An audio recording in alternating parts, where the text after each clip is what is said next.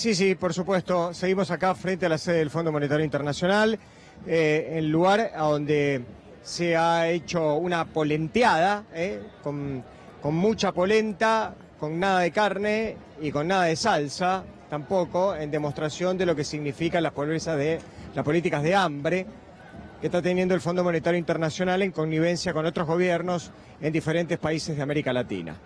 Hay que recordar que en la República Argentina se esfumaron, desaparecieron 30.000 millones de dólares, que es la plata que el fondo comprometió con Macri a lo largo de este último año de gobierno y que nadie sabe en dónde están. Si seguramente esos 30.000 millones de dólares hubieran tenido el destino que correspondían, Isabela, que es la niña que está acá, o Pablito, que está un poco más allá, que tiene su gorra, o Laurita, que está un poquito más allá, tendrían seguramente un destino mejor. Y el destino hoy marca que tienen que venir con su abuela o tienen que venir con su mamá a reclamar un plato de comida y a decirle a aquellos que le prestaron, entre comillas, la plata a la República Argentina que quieren saber a dónde está, porque ellos no la tienen y ellos no se la llevaron. La protesta va a seguir hoy, porque la otra pata, que es la pata, o mejor dicho, forma parte de la misma pata, y que es el gobierno de Macri, con la ministra de Desarrollo Social, que hace no sé cuánto tiempo que no se la ve, va a recibir seguramente a algunos de los miembros, no ella, pero recibirán, o por lo menos ellos pretenden, a algunos de los dirigentes de las organizaciones sociales, porque en realidad les está reclamando, y forma parte también de esta protesta, de que la comida no llega a los comedores, y que lo que estaba comprometido en realidad respecto de la ley de emergencia alimentaria no se está cumpliendo. Así que ese es el panorama que tendremos hoy. Bien, Néstor, muchísimas gracias. Un abrazo. Bueno, vamos a hablar de los aumentos que se vienen, ¿sí? Porque, claro, ya veníamos anticipando en la provincia de Buenos Aires 25% de aumento para lo que es la tarifa de luz y que va a recibir Axel Kicillof, bueno, el gobernador electo, a partir del mes de enero. Juan Latechano, economista, está aquí con nosotros. Bienvenido, Juan. Gracias, Juan, por venir. Gracias por estar aquí. A ver, una primera lectura sobre esto, porque después podemos hablar de naftas, de varios temas más, ¿no? Pero este aumento que le deja Vidal a Kicillof. Y bueno, es un aumento que lo han venido reteniendo todos esos aumentos a raíz del problema electoral, de la cuestión electoral. Terminadas las elecciones, bueno, están destapando la olla de lo que era la presión de precios. Evidentemente, creo que el nuevo gobierno va a tener que tomar esto, el toro por las astas, ¿no? Un poco, de alguna manera, primero, como ya creo que lo señaló el presidente electo, romper la dolarización. ¿Pero cómo se hace? La pregunta del millón. Bueno, lo primero es desenganchar la tarifa con el movimiento del dólar. ¿Por qué? Porque la tarifa tiene un componente parcial que es en pesos. Es decir, los costos salariales y algunos otros insumos son en pesos. Entonces no hay razón para que estén dolarizadas. Esa dolarización es lo que hace subir permanentemente los costos del gas, de la luz, del combustible. Bueno, de alguna manera eso hay que frenarlo. Lo que pasa es que hasta acá, con el esquema de dolarización, lo que hicieron fue atemperar el efecto, digamos, transferirlo a futuro, para tener una derrota electoral honrosa. Y ahora, bueno, lo que sabemos en la provincia es que le está dejando la papa caliente a Kicillof, porque no lo aplica a partir del 1 de diciembre, que hay una cola de gobierno de ella, lo aplica a partir del 1 de enero. Claro, entonces desgasta de antemano al gobernador electo. Sí, seguro. Por eso acá habrá que actuar fijando medidas retroactivas. Es probable que la provincia de Buenos Aires tenga que emular lo que se va a hacer a nivel nacional, que es una suerte de Consejo Económico y Social.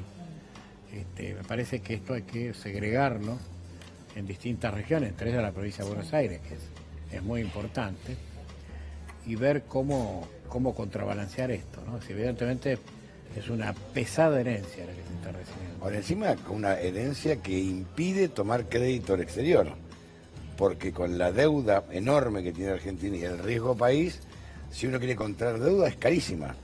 Claro, seguro. No, además no te presta nadie. No, y además, Se claro... está hablando del 22% más la LIBOR. Claro. 24%. Pero además, ¿dónde 25%. conseguimos? Hay nadie. Claro. Por la deuda. Ayer me preguntaban, bajó la tasa de interés, ¿cómo nos impacta? Nada, pues estamos en default. Evidentemente es un problema tremendo. Ahora, Kicillof puso mucho énfasis el día que se ganaron las elecciones, cada vez que habla, deja bien en claro la situación de la provincia. Es decir, como el gobierno anterior dijo, nosotros no dijimos nada de lo que recibimos, y la verdad que no recibieron la cosa tan mal como ahora, Kicillof está dejando muy en claro lo que pasa fundamentalmente en la provincia, donde uno supone que ya a corto plazo se va a sentir el tema del pago de sueldos y aguinaldo en diciembre por parte de un montón de municipios. No, y aparte le sumo a la pregunta una deuda en dólares y no sabemos cómo está el Banco Provincia. Sí, el Banco Provincia, yo he venido analizando este fomento que se hace al consumo para los tenedores de plástico del banco, que miércoles por medio, en acuerdo con los hipermercados, hay hasta determinada cantidad de compra, que creo que son 3.000 pesos. 3.000 pesos. Uno termina pagando la mitad, porque hay 1.500 que devuelve, pero no lo devuelven los supermercados, lo devuelve el banco. Claro.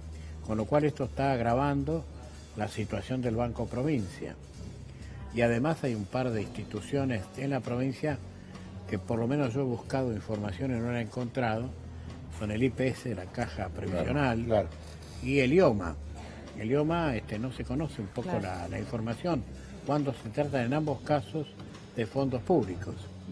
No, hablamos de millones y millones y millones. Claro, Todos los claro. empleados públicos pertenecen al IOMA, les guste o no les guste. Le guste o no le guste, claro. Y aportan al IPS, los empleados públicos de la provincia. Claro.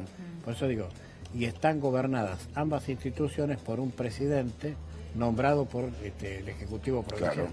Con lo cual, es evidente, yo haría lo mismo si fuera electo gobernador, porque al no tener información, y presumo lo peor, porque cuando las cosas también tendríamos que tener disponible cuál es el estado patrimonial del IOMA, cuál es el estado patrimonial del IPS. Juan, lo que pasa es que, bueno, Alberto Fernández, usted hablaba de la creación de un consejo, entre otras de las medidas, habló claramente, y cuando dijo yo entre los bancos y los jubilados me quedo con los bancos, ¿no? ¿Hacia dónde irán, con los jubilados, perdón, sí, hacia dónde irán esas medidas que tienen que ver con incremento a jubilados, incremento de salarios, bueno, descuento para los remedios, por ejemplo, que Ya es se algo empiezan a fundamental? notar algunas medidas que tienen un tufillo a medidas coordinadas, ¿no? Sí. Creo que ya los equipos del presidente electo están interactuando con los equipos del presidente saliente. Pero el objetivo de esto es reactivar el consumo, claramente, así lo explicó Fernández. La pregunta es, ¿hay de dónde sacar? Sí, claro, siempre. Y quería referirme a esto. Ya a partir de las disposiciones que están sacando, el encaje de las operaciones a la vista no van a ser más remunerados. Es decir, esto va a presionar a la baja la tasa de la LELIQ. Y alguno dirá, bueno, pero la tasa de la LELIQ la paga el Banco Central.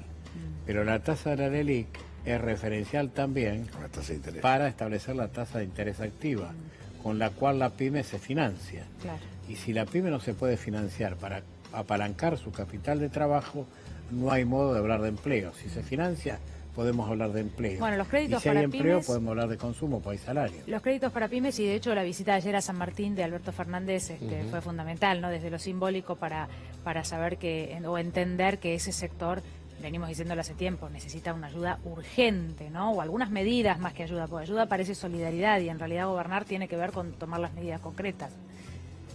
Sí. Yo insisto, esto ya se empieza a notar. Si es la situación ideal, desde luego que no. Pero yo diría que esta semana, comparada vis a vis contra la semana pasada y anteriores, es una semana de alivio. Fíjense lo que pasa en el mercado cambiario. Hemos peleado mucho tiempo planteando la necesidad de que exista un control cambiario. Se instauró el control cambiario después de las elecciones de las PASO. Lo dije claramente, se instaló mal, irregular, lo vulneraron, lo pasaron. Primero $10.000 es una cifra exorbitante. Es mucho. Ahora por ahí se sobreexageró el valor. Pero digo, de algún modo estamos asistiendo a un mercado más tranquilo. Si el mercado cambiario se pacifica, esto también va a significar un atenuamiento de los precios, se van a atenuar. y por lo tanto esto puede llegar a facilitar el consumo, porque no nos olvidemos que hay algunas cláusulas gatillos que están empezando a operar, entonces de alguna manera esto puede ser reactivante. Por ahora es incipiente. Ahora, Son 3-4 días de gobierno, de cogobierno. ¿Y se aumentan los combustibles? Y bueno, ahí también... Se habla que en noviembre ahí también la hay que prepaga ver, se aumenta. Ahí también hay que ver qué se puede hacer en el cogobierno. Según tengo entendido, en la provincia de Buenos Aires no hay cogobierno por ahora. En Nación tampoco, ¿eh? En Nación yo diría que Están sí. revisando datos. Ojo, Hay buena onda más que Sí, gobierno no, porque No, pero a mí me parece digamos, Fernández que hay- fue muy claro cuando dijo no quiero desgastar a mi futuro gabinete. Y recién le preguntaba a Antonio, ¿dónde está Macri? sí, ¿Qué bueno. está haciendo el presidente? Porque hasta ahora la escena la copa el presidente electo. El presidente en ejercicio, ni noticias. Por eso, pero a mí me parece que de alguna manera debe haber vasos comunicantes, Seguro. intuyo que los hay, sobre todo por la intensidad de la medida, esta de $200. Yo, sinceramente, el viernes pasado, acá en C5N, dije $2.000. Claro, después a la tarde tomé conocimiento de la hemorragia. De cómo estaba. La hemorragia había sido muy severa, eran 1.700 millones de dólares. Bueno, Sergio Massa dijo que ustedes tiraron choripanes de $10.000. Haciendo un juego como diciendo, se quejan del choripán y ustedes tiraron choripanes de $10.000. Claro. Claro. Porque eso es fuga, todo fuga. Claro, es todo fuga, porque $10.000 a la cotización de 60 son 600.000 pesos. Y el que compra 600.000 tiene que estar ganando mínimo 1.200.000. Claro. Digo, ¿no? Claro, no Y resiste. por supuesto ahí han aprovechado, han mandado a la doméstica, al chofer, al Claro. capataz, a comprar por propio ellos para el jefe, ¿no? Hicieron un negocio sideral. Ahora también va a ser muy complicado para quien asuma el futuro gobierno es lograr una buena relación entre el habitante de Argentina y el peso. Porque ahí este es un tema que debe ser de los pocos países del mundo que no quiere su moneda. Bueno, pero porque hemos hecho todo lo que los libros dicen que hay que hacer para que la gente odie la moneda. Se hizo todo. En algún momento acorralamos a la gente. Le robaron la plata mucho. Claro. Y esto se paga. En otros momentos anteriores, en hiperinflación, el que vendía en pesos y se quedaba con pesos, el proceso hiperinflacionario le diluía el activo. Claro. Esto pasó. Por eso uno va a Brasil, quiere pagar en dólares y dice, no, reais. ¿Veis? Claro. Y va a la Argentina y quiere pagar en dólares y le dan un café, Claro. aparte del producto. Digo, ¿por qué? Porque tiene que ver con una vida que hemos atravesado y que va a llevar muchos años darlo vuelta. Pero lo primero y central es que le demos premio al ahorrista y no lo castiguemos. Fíjense ustedes lo que pasa hoy, hasta aquí. ¿Por qué los exportadores no liquidan divisas? Porque no confían. Porque le dan crédito en pesos. Claro. ¿Y de dónde viene del ahorrista? Quiere decir que el ahorrista se está financiando su propia muerte. Porque el ahorrista le está permitiendo al que no trae los dólares, que no los traiga, Claro. que especule, que el dólar vaya por las nubes hasta llegar a acorralar el ahorrista. Esto hay que darlo vuelta. Esto es un trabajo, hay que darlo vuelta como una media, sin lugar a dudas. Gracias, Juan. No, por favor. Bueno, nos vamos nuevamente al centro porteño, otro de los puntos allí donde los representantes de Barrios de Pie reclaman por la emergencia alimentaria. Claudio Cardoso, tomamos contacto con vos, Claudio. Muy bien, Daniela, y ahora aquí en Plaza de Mayo, teniendo en cuenta que las organizaciones sociales, que le mostrábamos hace un ratito nada más, que estaban en la zona de Avenida 9 de Julio y Avenida de Mayo, extendiéndose por la Avenida 9 de Julio hasta Bartolomé Mitre, ya están en Plaza de Mayo. Vinieron tomando toda la Avenida de Mayo y ya están en este lugar para reclamarle al gobierno de Mauricio Macri por la ley de emergencia alimentaria, por la implementación inmediata, esta ley que se aprobara hace un mes exactamente en el Congreso y que a esta altura no hay ningún tipo de resultado positivo. La consigna, Daniel, Antonio, que tienen estas organizaciones sociales es basta de hambre, porque realmente la están pasando muy pero muy mal. Hablamos de los distintos comedores comunitarios a lo largo y a lo ancho del país, porque esta medida se hace a nivel nacional. Termina aquí en Plaza de Mayo con estas organizaciones sociales que ya están en este lugar. Muy bien, Claudio, muchísimas gracias.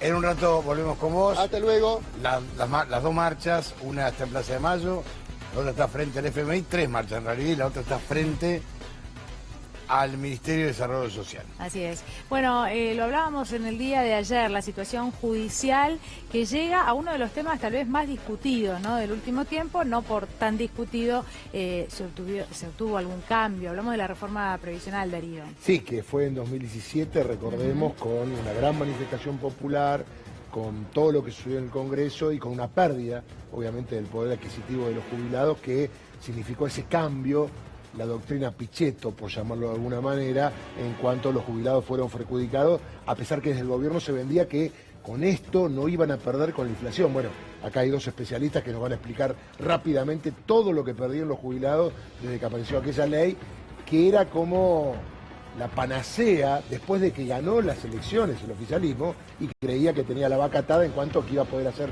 lo que quería. Bueno, lo hizo, pero le salió muy mal con el tema de los jubilados. Pero vamos a hablar con especialistas, está con nosotros Eduardo Valentín, bienvenido. Y Héctor Porino, bienvenido. Gracias. Pero era lógico, ¿qué se pretendía? Ninguna ley es retroactiva. No, aparte, digamos, dos datos alrededor de esto.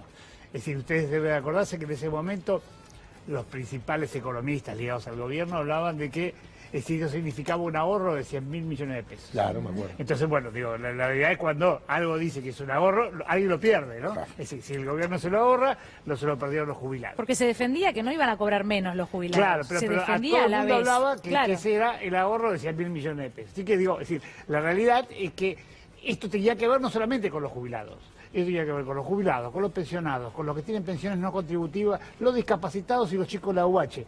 18 millones de beneficiarios.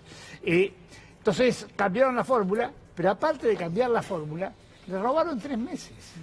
Es decir, Claro. hubo Es 3 verdad. meses en que no lo usaron para calcular la movilidad. Entonces, esto es lo que el procurador de la Corte, es decir, ha recomendado la inconstitucionalidad, digamos, específicamente porque nosotros no podemos retroceder específicamente en nuestros derechos, digamos, en función de nuestra Constitución y los pactos que tenemos firmados. Entonces, Ahora, si la Corte dice que es inconstitucional... todavía no dijo. Todavía no dijo. Si lo Es llega a decir, decir, Lo acaba de decir el procurador, es decir, imagino que la Corte lo va a decir. y si lo dice, Si lo dice, ¿cómo recuperan tendrían los que darle jubilados? a Fernández Pastor, que es el que hizo el juicio, Sí. Sí. el 8% de diferencia en aquel momento y de ahí todos los aumentos. Yo lo que quiero imaginar es que si pasa eso, el ANSES va a tomar la decisión de incorporarlo a todo el universo. ¿Por qué? Claro. Porque ustedes se acuerdan de Chocobar. Chocobar fue un juicio fenomenal que explotaron los juzgados y correspondía a 1.200.000 jubilados. Esto es a 18 millones de personas. Sí, sí, estalla el Estado, Claro, digamos. estalla el sistema, digamos, judicial. Claro, realmente. estalla el ANSES. Claro, entonces digo, la realidad es que no tenía ningún sentido, es decir, llevar a 18 millones de beneficiarios a un juicio, es decir, cuando la Corte lo ha declarado inconstitucional. Recordemos que es el ANSES el que apela permanentemente para no Claro, pagar, ¿no? porque no tuvo sentencia en primera instancia, en segunda instancia favorables. Claro. Es decir, la ANSES apeló a la Corte, bueno, y la Corte tiene que fallar sobre este tema. Así que si eso se da, que me parece que, digamos, es un camino irreversible, es decir, la realidad es que porque normalmente los casos judiciales son para uno, para el que llevó adelante el juicio.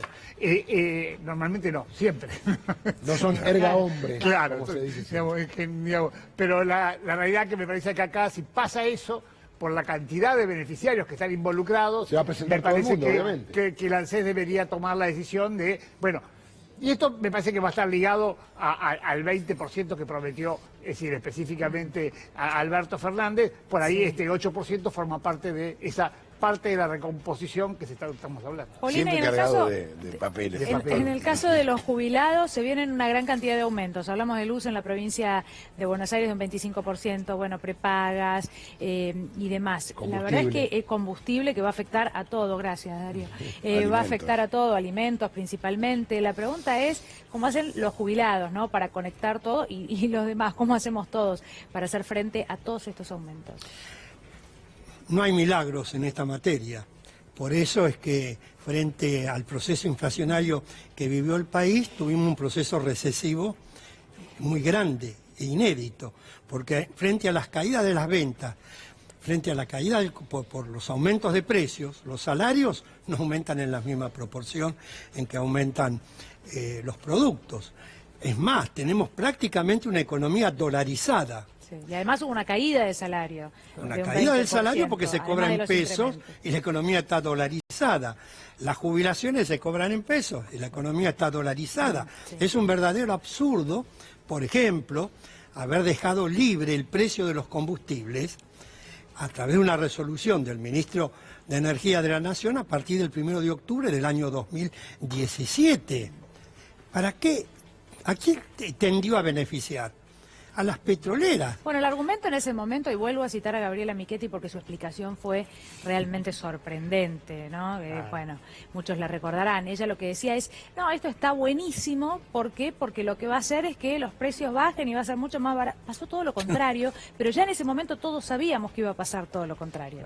Pero además se da este absurdo.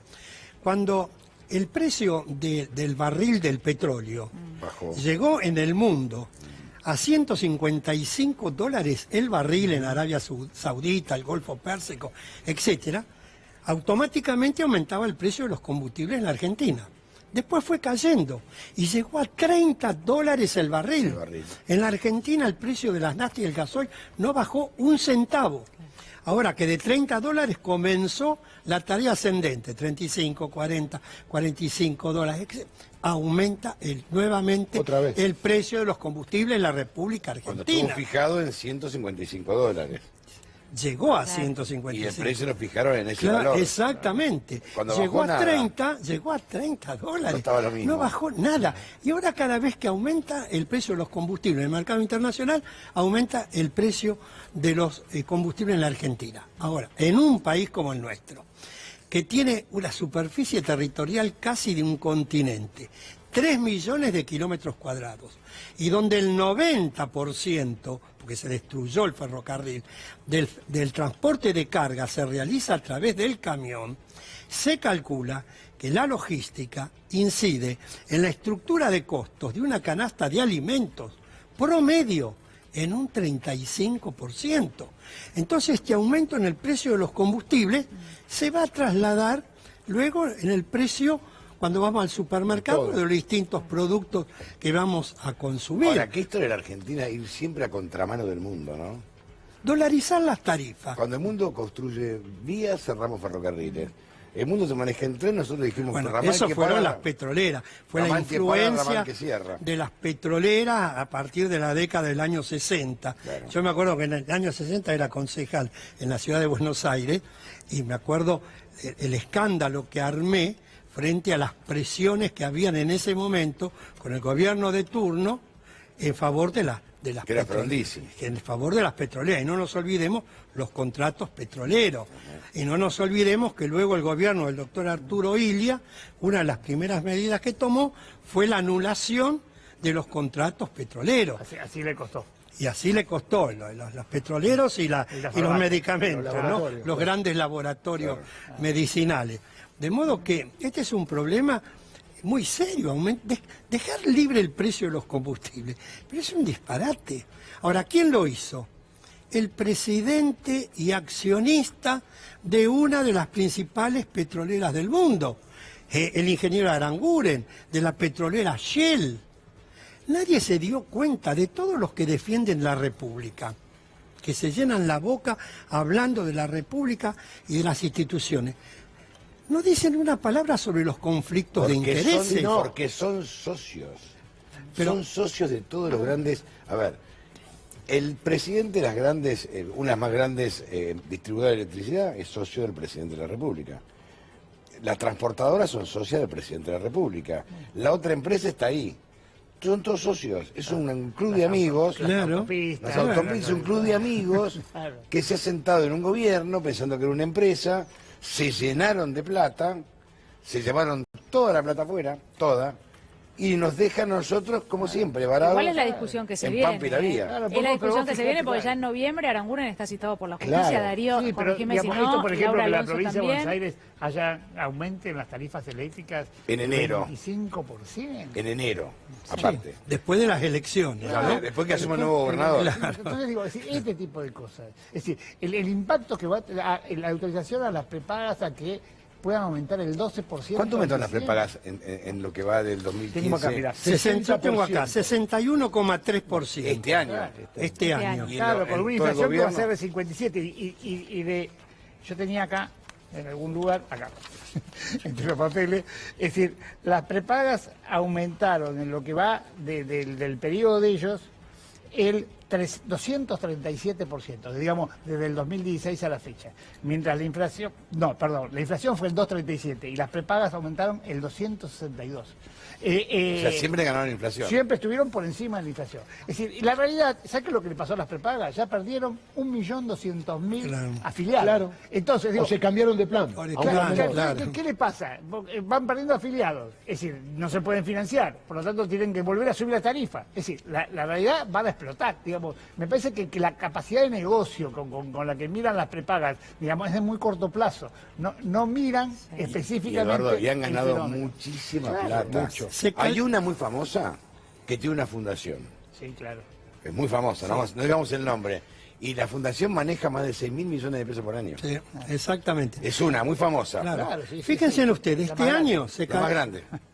este año se calcula que la inflación va a ser alrededor del 55%. Con este aumento del 12% a partir del 1 de diciembre, aumentarían 61,3% las cuotas, por encima es impagable. de la inflación. En un sueldo promedio es impagable. Bueno, y los jubilados, es decir, digamos, este año van a tener un aumento del 51, ya contra el 55. Es decir, Inflación. están perdiendo, porque y la realidad, los cálculos, eso es un cálculo optimista, el 55. ¿No? Es Claro. decir, hay algunos que están Falta hablando del noviembre, 57, ¿no? de Digamos, diciembre. para este año. Digamos, el año pasado perdieron el 20, este año van a perder entre 5 y 6 puntos más. Digo, es decir, digamos, para aquel que está cobrando 13.000 pesos, Es el imposible. impacto que eso imposible. tiene es una cosa fenomenal. Pero es que es imposible. Con el aumento, vos pensás, aumentan la luz, todos los aumentos que hubo. Y si aumenta el combustible ahora en noviembre, esto impacta de lleno en los alimentos. Seguro. De lleno. Seguro. Se hacen impagables. Y va a aumentar el precio de los combustibles, porque el congelamiento se hizo durante el periodo electoral. De modo que ahora las presiones las van a hacer para que se cumplan lo que se había comprometido. El lobby va a ser tremendo. El lobby. Exactamente. Si a eso le sumás que la jubilación mínima subió el 239% y los medicamentos subieron el 333% promedio. Es condenar a muerte del jubilado. Digamos, 150 puntos más. Digamos. Lo que pasa, Eduardo, es que usted recién decía no se pueden financiar, ¿no? Hay algo que hay que dejar claro y que se da en todos los sectores. Han tenido ganancias Enorme. siderales, claro, y estamos hablando de todos los sectores, se repite la misma fórmula, aumentos de comunales que tiene que afrontar, bueno, la población que no llega, pero cito a los dueños de los laboratorios, bueno, las empresas de medicina prepaga, también las empresas que han aumentado las tarifas de luz, digamos, en todos los sectores, porque a veces hay una confusión, o desde el gobierno se intentó plantear la confusión, bueno, no queda otra que aumentar, no es que no quedaba otra que aumentar, Una porque prepaga las sola. ganancias fueron aumentando también Pero para estas empresas una que pre- no ajustaron, ajustó el que menos tenía. Una prepaga sola, una sola. Sí. En un año, a ver, transfirió a su mutual o a su ONG 6.000 millones de pesos. Sí, pero claro, ¿Qué es lo que si- ganó? Si el jubilado que quiere tener OSDE, porque quiere tener o porque los hijos le pueden pagar OSDE o lo que sea, tiene que pagar 10.000 pesos todos los meses o más. En mi caso, Con los en mi últimos caso, aumentos, ¿no? 32.000. Entonces, Claro, no, mucho más. Es Y esto digamos, frente a- casi un 50% más de lo que vos decís. claro. Y esto claro. frente a esta situación, que si los hospitales públicos, porque en realidad los países bien organizados, la medicina no es privada, la medicina es pública. Le salió Como el la socialista. educación no es Le privada, salió el socialista. la educación es pública. Por eso se utilizan, porque ahora acá tenemos que Así de enfrentar breve, este una debate pausa. que se viene, ¿no? El tema impositivo. Es cierto que los impuestos en la Argentina son altos si los comparamos con el destino que se le da a esos impuestos. Pero los países bien organizados Cobran impuestos altos. tienen el impuesto a las ganancias mucho más alto que de la Argentina. Y nadie se queja. ¿Por qué? Porque tienen una educación pública de primer nivel. Servicios buenos. Tienen una salud pública de primer nivel. Tienen todo de primer nivel. ¿Por qué? Porque esos recursos, esos que paga el pueblo, se utilizan honestamente y eficientemente. Bueno, ahora tampoco Entonces, acá, nadie ¿por qué se queja tenemos, por el impuesto a las ganancias, porque sí las quejas tenían que ver con el gobierno anterior y se realizaron paros nacionales por el tema de la baja de impuesto a las ganancias. Y parece que ese tema pasó a un nivel secundario.